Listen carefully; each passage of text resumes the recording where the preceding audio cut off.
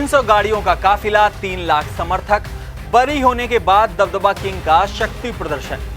बढ़ी किसकी टेंशन? गोंडा पहुंचते ही लगे मोदी जैसे शेर आया के नारे, ब्रजभूषण भी कैमरे पर दहाड़े, पूर्वांचल तक हलचल। चुनाव में दिखेगा दबदबा किंग का दम, मचा अभी से सियासी हड़कंप। बीजेपी नेताओं में क्यों मच गई खलबली?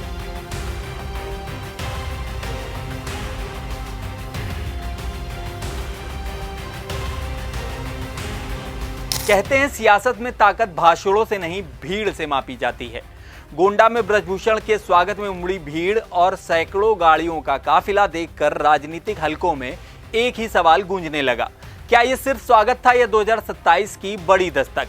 क्योंकि महिला पहलवानों से जुड़े मामले में कोर्ट से बरी होने के कुछ दिन बाद गोंडा में जो तस्वीर दिखाई दी, उसने ये साबित कर दिया है कि ब्रजभूषण को ऐसे ही नहीं दबदबा किंग कहते हैं। क्योंकि सैकड़ों गाड़ियों का काफिला, बड़ी संख्या में जुटे समर्थक, पूरे रास्ते लगे नारे और सत्यमेव जयते रैली दिखी, जिसके बाद ये सवाल खड़ा हो गया है कि क्या ब्रजभूषण अब 2027 की राजनीति में फिर बड़ी भूमिका निभाने की तैयारी कर रहे हैं? आखिर पूर्वांचल में उनका प्रभाव कितना बड़ा माना जाता है और उनकी इस रैली के राजनीतिक मायने क्या हैं? चलिए इनसाइड स्टोरी आपको बताते हैं। नमस्कार, मैं हूं ऋषभ और आप देख रहे हैं जेएमडी न्यूज। दरअसल ब्रजभूषण शरण सिंह ये यूपी की राजनीति का ऐसा नाम है जिनकी पहचान सिर्फ 6 बार सांसद रहने तक सीमित नहीं रही।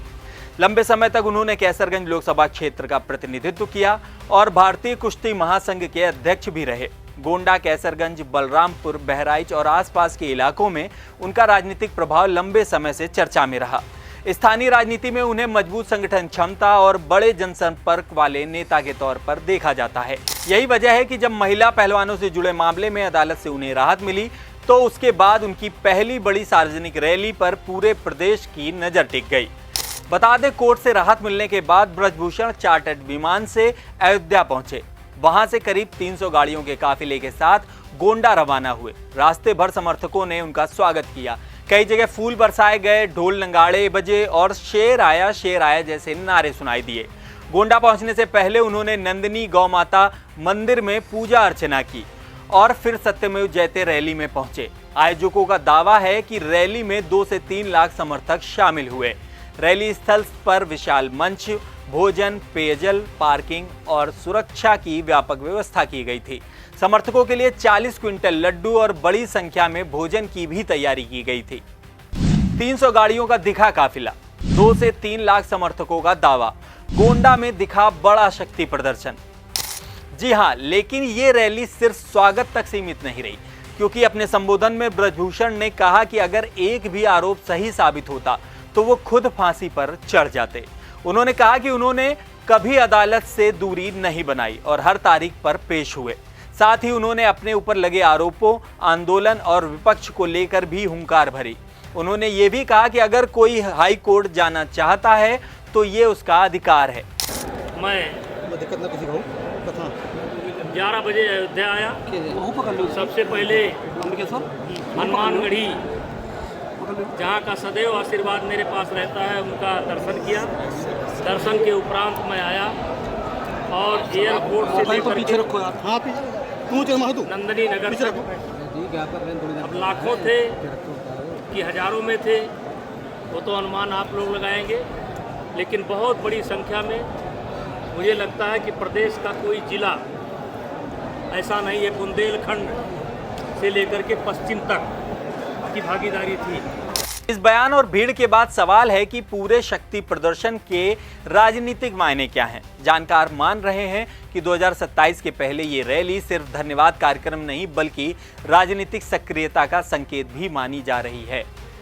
बता दें, ब्रजभूषण शरण सिंह का प्रभाव गोंडा, कैसरगंज, बलरामपुर, श्रावस्ती और आसपास के क्षेत्रों में लंबे समय से माना जाता रहा है। उनके परिवार की भी राजनीति में सक्रिय भूमिका है। उनके बेटे करण भूषण सिंह कैसरगंज से सांसद हैं, जबकि प्रतीक भूषण सिंह गोंडा सदर से विधायक हैं।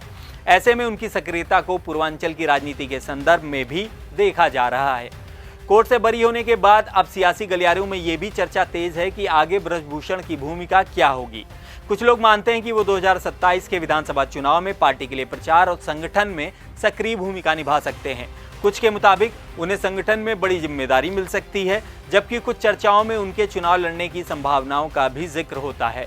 हालांकि इन संभावनाओं पर बीजेपी की ओर से अभी तक कोई आधिकारिक घोषणा नहीं की गई है, इसीलिए ये केवल राजनीतिक अटकलों जैसी ही दिख रही हैं। हालांकि एक बात जरूर साफ दिखाई दी कि गोंडा में हुई ये रैली ब्रजभूषण शरण सिंह के समर्थकों की बड़ी मौजूदगी का प्रदर्शन थी।